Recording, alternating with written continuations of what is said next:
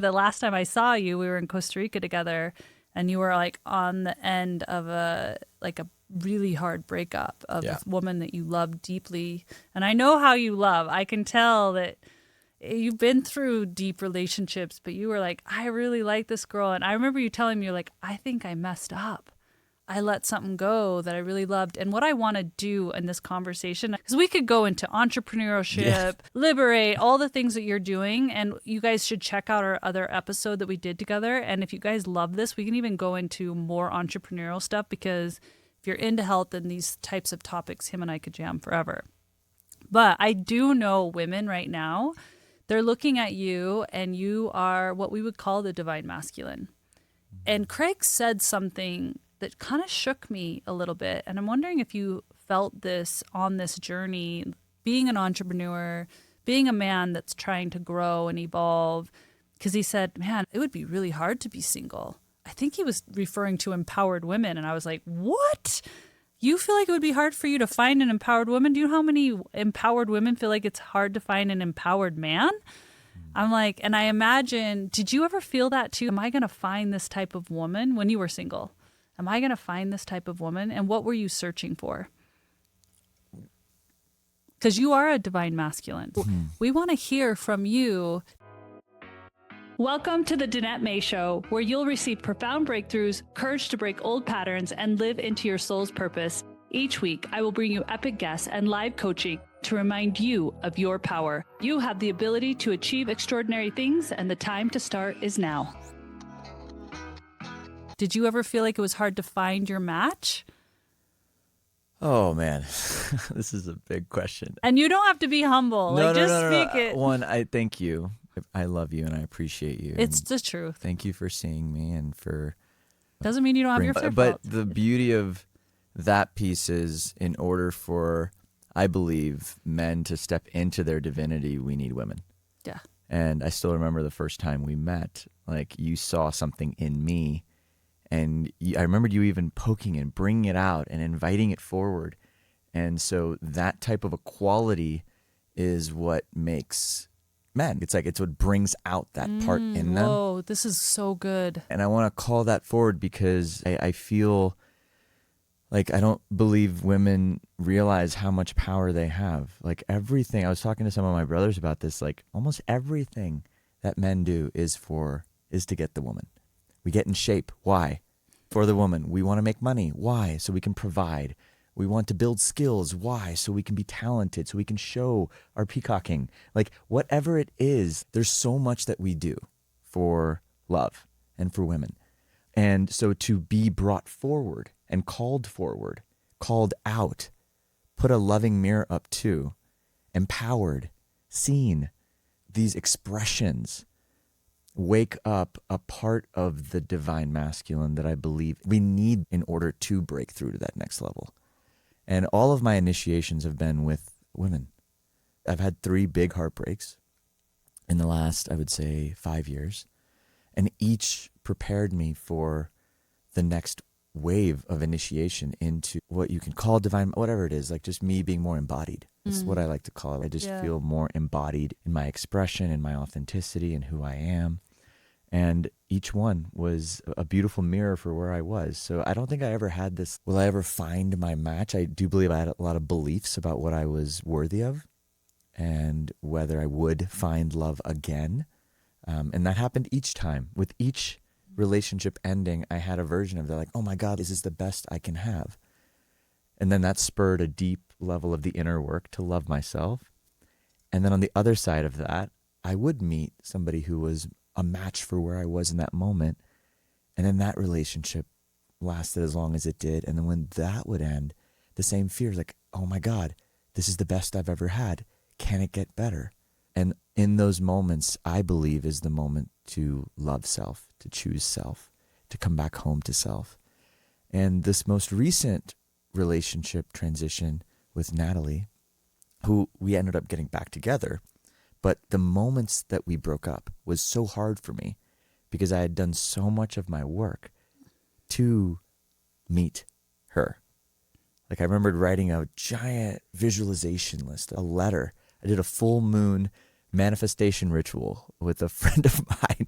I think it was like on a new moon. We both sat in meditation and wrote out like who we're calling in. And it was like to painstaking detail. I had 3 pages written out. And then every morning I would read that for an entire month. And then on the full moon, we both burned our letters. And then we let go of attachment to when it would happen. And it was beautiful because when Natalie came into my life, like all of everything in there. But what was also really powerful for me to recognize is, yes, I did the thing to call in the person, but did I ever think about who she was calling in and what qualities she was looking for? And when we broke up, it was an eye-opening for me. It's like, wow, yeah, I did really great at calling in the person, but who did I need to be in order to hold her for a long time? And so it almost feels like each of these heartbreaks, each of these moments with all of my beloveds have shown me how to be the type of person that can hold a relationship in the way that I want to. And now I feel super grateful because I do feel like I said, it's been a 5-year journey. I feel like we were talking about this before we hit the record button, like in many areas of my life, I feel like I'm finally arriving into the seat of myself and able to really love and hold the people in my life with the depth of devotion that I now know is possible for myself. But it took me a while. And the more I learned to love myself, the more I knew that I would find somebody. There was never a doubt of that. But when Natalie and I broke up, it was like, oh my God, like I had this whole list written out. In fact, I went to go try and write a new list. And that was what kept breaking me. I was like, I'm writing her.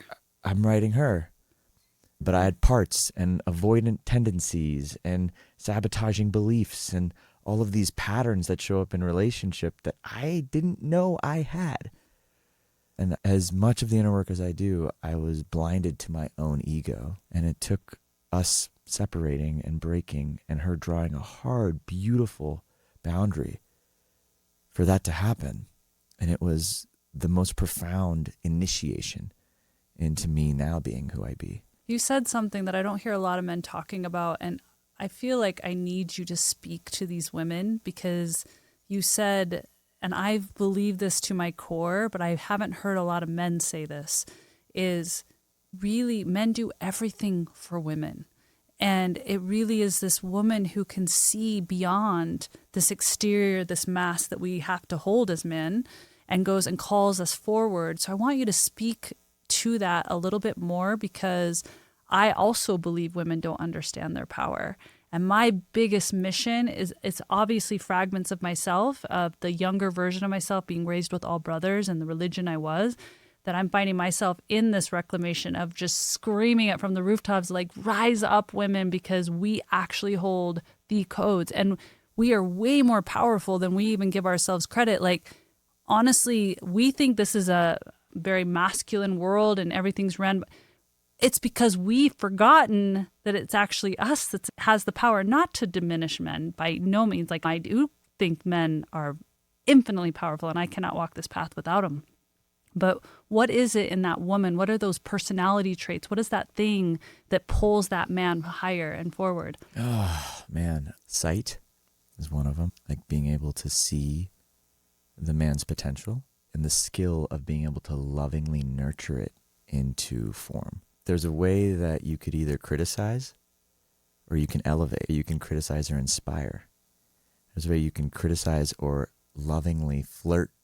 There's a choice point that I believe you can make. And what I find for me, there's a way to invite and see me that elevates me into my potential. That's beautiful. And there's ways, appreciation, there's respect. There's a choice to see the divine in all men, not just your man. Yeah. And I think that to me is something I actually learned from Natalie. Like, she really does. It's not just me. Like, it doesn't matter if it's a barista at the coffee shop. It doesn't matter if it's her dad. It doesn't matter if it's, she really does her best. And she's not perfect at it. No, I don't believe anybody's perfect. But the way she at least has modeled that for me has been incredibly valuable. And now with all of my sisters, I bring that forward because I do believe that all women have kingmaker potential in them. Yeah. That's a beautiful way to say it. Yeah, like when I'm having my worst days, the belief of a good woman can activate a depth of power, confidence, like undeniable momentum. It's a form of God speaking through. I really feel that. And my relationship with God really is a feminine God. I pray to a capital H, her.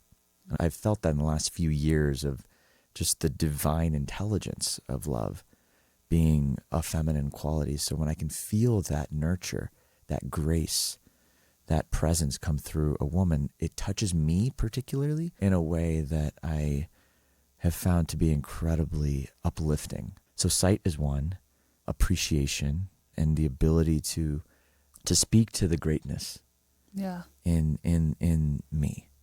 Devotion's a word that gets thrown around a lot. Totally. What do you mean by devotion? It's a word that gets thrown around a lot. I believe devotion to, so in the same way that I pray to a feminine God, like I would say Natalie prays to a masculine God. And her relationship is to the divine masculine, the God, capital G. And like her devotion to seeing God allows her to not only see the God in me, but also see when I'm not in my God, which has been incredibly valuable.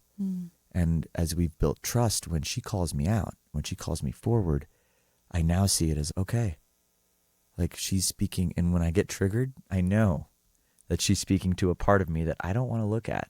Yeah. Part of me that I don't want to own, a child maybe, a belief, a pattern.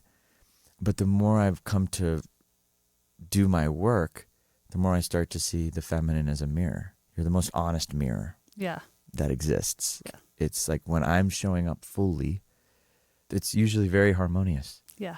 And not to say that there aren't projections. That I'm not to say that there aren't a refinement to this principle, but I do find that a devotion to seeing God, active appreciation and knowing how powerful your words are, and there's a way to invite greatness versus criticize, and then sight.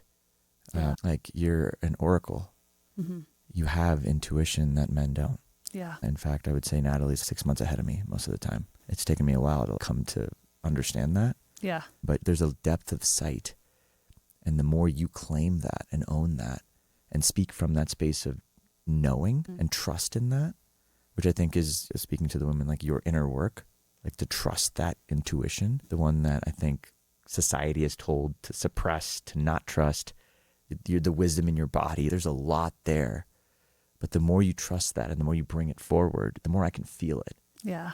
Like when I hear something that's truth, I'm like, ooh, like I can't unsee it. Yeah. I don't know Natalie, but I'm sensing this about her character, and I want to bring it forward as an avatar because you said something of her boundary when you broke up. No doubt when you broke up, her heart was crushed. No doubt. I guarantee she loved you so much, had high dreams of what you guys were going to create together, this love together, and her world was crushed. I guarantee. I don't know her. I've never had this conversation. I can feel her. But what makes her an alchemist, an oracle that you're describing is I guarantee she was like, but I love myself and I deserve this because this is my truth. Therefore, she was able to do a line in the sand with you. And men honor that. They value that. And it's because it's coming from, I'm not better. I think you're bad. I'm going to make you pay. It's coming from, I love myself enough that I'm not going to compromise on these values that I have within myself. I'm getting chills on my cheeks talking about it because I can feel these type of women, and it's empowering to all women because it's, I love you so much, but I can't abandon myself. I'm going to be who I am. And if you can meet me here, great. If you can't, I'm going to have to say goodbye. The most powerful part of us coming back. So we did a closing ceremony when we transitioned. And then when we re-engaged, we did an opening ceremony. Oh, wow. You guys take it a whole nother level. It makes sense because like in the breaking, there's so much realization. There's so much awareness. There's so much transformation and alchemy, and it's an open loop. Yep. And so to ceremonially begin by actually stating vows, by actually looking at what didn't work in your last relationship, by getting honest and real and vulnerable, and like we've already lost each other, we felt the deepest grief. So now why not just go there? There's nothing to lose. Lay all the cards out on the table. There's nothing to lose. So if we had to do this again, and if we are actually doing this, what broke us up? Self-abandonment was one of the biggest ones. Me abandoning my truth, her abandoning her truth, us needing to walk around each other on eggshells, us projecting different fantasies and needs and desires on each other that were actually our own responsibility to fulfill. And when it came down to it, like the depth of self-choosing, self-advocacy, I think that's a really important set of lessons to learn. Yeah. And I dislike that heartbreak is one of the most potent medicines to teach you that, but it is. It's like there's nothing like losing great love because you didn't choose yourself. That serves as a powerful reminder and a powerful lesson for you to take forward into your life. And then when you meet love that is meeting you in the depth of choosing self, it's a different frequency. Like in our opening ceremony, we really sat down and said, all right, like, how do we both self-abandon? How do you self-abandon? How did you self-abandon? Raj, how did you self-abandon? And then we sat down and we're like, okay, how can we help each other not do that? Because when we self-abandon is when resentment builds, is when we start to get testy and triggered. It's when we feel like we're not being seen and validated and appreciated. And so can we actually just anticipate that and anticipate that we're human, and I'm going to have my fawning and people pleasing come online in certain circumstances. She's going to have hers come online in certain circumstances. Yeah. And can we be honest and recognize that, and that being an expression of self-love? And no matter where this goes, that devotion to love and the intelligence of love that flows through our own advocacy for self is the most important prayer there is. Wow, so beautiful. If you could offer up, let me ask you this first. I'm trying to think how I can word this quote. I want you to really empower a lot of women. What is, in your opinion, the most attractive characteristics of a woman? Give me 2.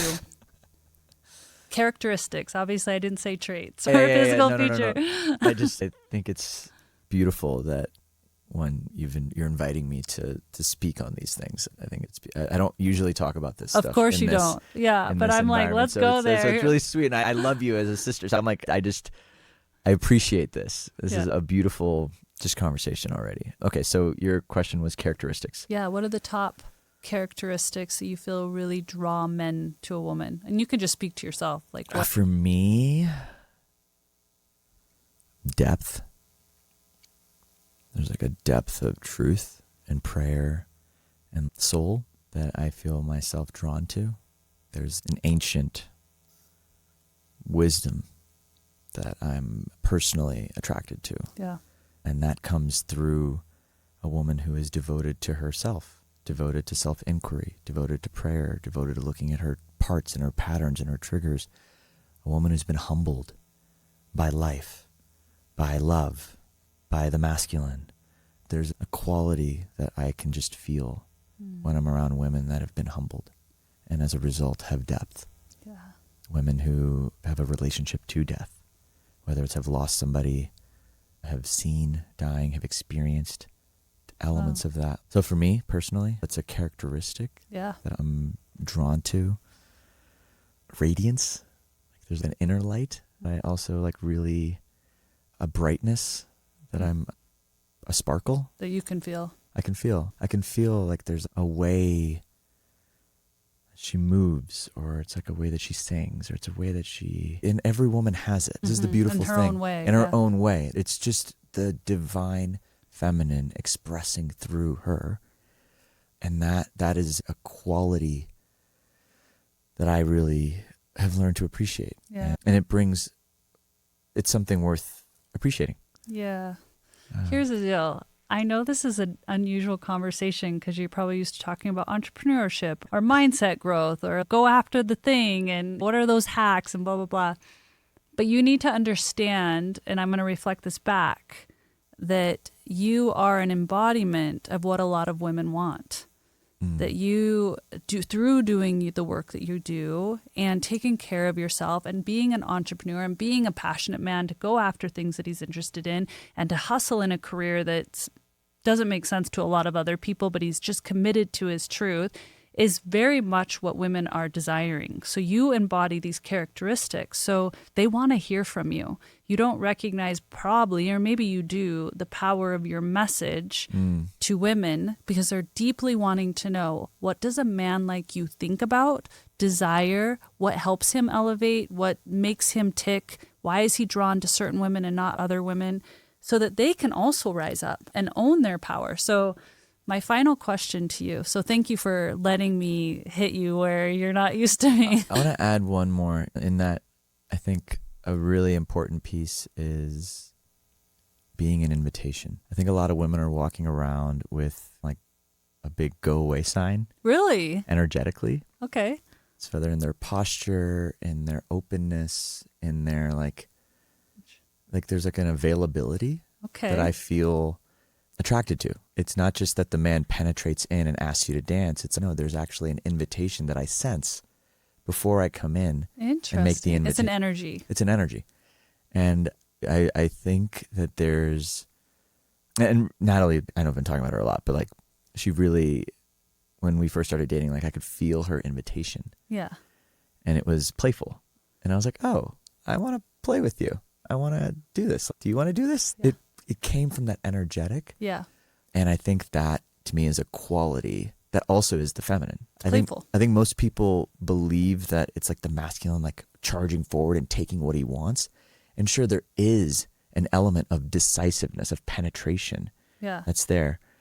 But I also feel like most men have been, like, there's a lot of fear because like women have been maybe dropped by the masculine, let down by the masculine. There's a lot of that projection there, and we can feel it in the energy field.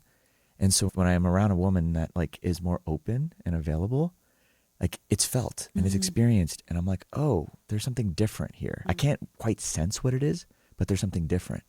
And that then makes it more approachable. No matter how much confidence I have, it's if I have two beautiful women and one is more open and available and another one isn't, I'm going to naturally be inclined to speak to the woman that is. Wow. This is interesting. I would never have guessed you mentioning this, actually, because I think a lot of women feel like they don't, like this term of don't be too easy is filtering through the system and through the languaging. There's a difference between being easy and being playful and being open. Yeah. Yeah. There's a difference. And I really want to be mindful of that. Yeah, I think that's like good. Your sensuality, your sexuality, your eros, like that is you practice discernment. That's not what I'm saying. I'm not just like. I'm glad you're clarifying. Yeah. I know what you mean, but I want everyone else to understand. Because I'm not just saying be open with every single person. In fact, like not every person deserves your openness. Yeah. But for the men that do, yeah, you need to let them know. There you go. Okay. You need to let them know, because I feel that. Again, like, it's not, yeah, you need to let them know. I think you said it perfectly. I had so many amazing men in my life, and I just know that, like, with the right invitation. All right, ladies, because he has a lot of amazing men in his life that are single. They're going to be ringing you up. I want everyone to hear this, because it's really an important conversation that maybe isn't being addressed in this actual way. But in closing, I want you to speak, because I don't know how many, we have like over 200 million downloads now. Women primarily and beyond, right? This is the beautifulness of a podcast platform. I want you to really speak to, just imagine there's millions of women that are standing here in front of you, and you have one thing to share with them. What would that be?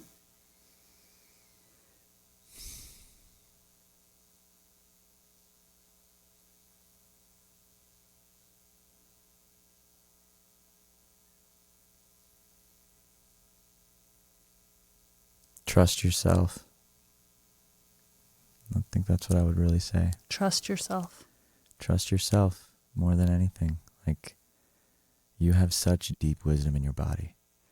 You have such deep wisdom in your body. Wow. And it's ancient, it's right, and there's been so much media conditioning, trauma, whatever you want to call it, that has led you to not trust. And the path is in coming back to that. And I truly believe that as that deepens, it's almost like the path in front of you is just going to carve itself. And it's not going to be easy. The path of coming back into deep self-trust is the initiation. And I really just want to say that because the depth of sight that I can experience in myself coming from a woman who deeply trusts her oracle is the biggest gift on the planet. It elevates my capacity to serve. And that's the upward spiral. Yeah.